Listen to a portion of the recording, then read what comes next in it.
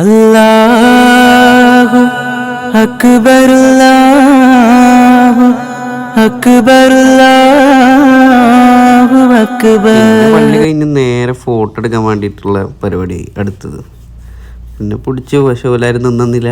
കുറച്ച് കഴിഞ്ഞിട്ടാണ് പിന്നെ നിൽക്കുള്ളൂ എന്ന് പോലെ പറഞ്ഞ് പിന്നെ നേരെ നടന്ന് നമ്മളെ റൂമിൻ്റെ അവിടേക്ക്. ഇനി അവിടെയാണ് ബാക്കി കാര്യങ്ങൾ.